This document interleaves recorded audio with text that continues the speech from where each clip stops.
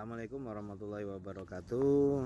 Salam, saya Dr. Pandi, spesialis anak dari Semarang. Saat ini kami ingin berbagi informasi dan pemahaman mungkin untuk supaya saudara-saudara kita ya tetap menjaga kesehatan, kebugaran, dan supaya badan kita tetap dalam kondisi yang prima, imunitas yang baik, dan daya tahan yang baik. Itu yang nomor satu. Yang nomor dua, kita harus juga mulai membantu bangsa Indonesia ini, tanah air ini, supaya berhasil membasmi corona, yaitu dengan metodenya adalah social distancing, dan juga kalau sudah ada yang terkena kita lakukan isolasi, yang belum terkena tetapi berdekatan kita lakukan karantina. Nah, berbagai definisi sudah disebarkan di media sosial. Nah, di sini saya ingin membantu memberikan pemahaman-pemahaman. Yang pertama, orang yang dalam kondisi sehat, orang yang dalam kondisi prima, daya tahan tubuhnya bagus, imunitasnya bagus. Mungkin kalau kita tanya, sebagus apa sih daya tahan yang harus kita jaga gitu, atau sebatas apa ya, memang itu sangat bervariasi. Tetapi ketika kita misalnya ya badan kita itu dalam kondisi prima, sehat, imunitasnya baik, dan ternyata ada virus corona yang masuk ke tubuh kita, harapannya dalam arti kita sudah berikhtiar, ternyata virus corona itu masuk mengenai kita. Kalau badan kita tetap sehat, berarti harapannya adalah kita hanya mengalami gejala-gejala yang ringan. Tetapi memang mungkin seperti flu pada umumnya, ada demam, ada batuk, nyeri tenggorokan, tetapi tidak sampai ke kondisi-kondisi yang berat. Walaupun memang virus corona itu sendiri mempunyai potensi untuk menjadikan kondisi-kondisi yang kritis. Lalu pentingnya di mana kita menjaga imunitas tubuh kita, karena kita bisa menjadi karier. Nah, karier itu bisa ada dua kondisi. Kondisi pertama adalah kondisi seseorang yang terkena virus corona dan juga mengalami sakit. Sebelum dilakukan perawatan, dia sudah menyebarkan virus tersebut. Jadi orang di sekitarnya yang kontak, bersentuhan, berpotensi sakit yang sama.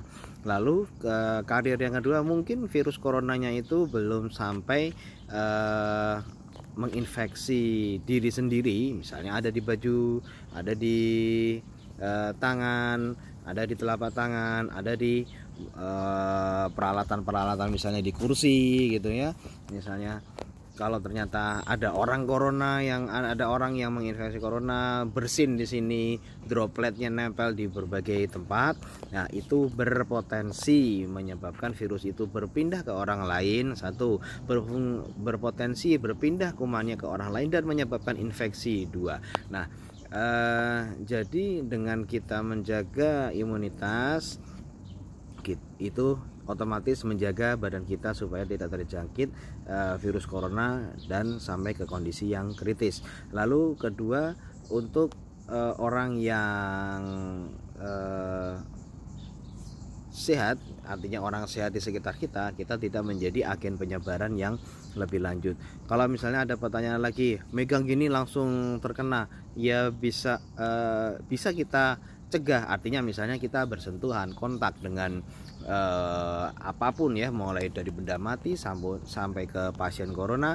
Kalau kita tidak memberikan kesempatan dari virus tersebut untuk masuk ke badan kita, untuk menginfeksi badan kita, virus tersebut juga tidak akan menyebabkan bahaya untuk badan kita. Contoh, salah satu caranya adalah kita membersihkan badan kita, desinfeksi, dan melakukan pencegahan dengan social distancing.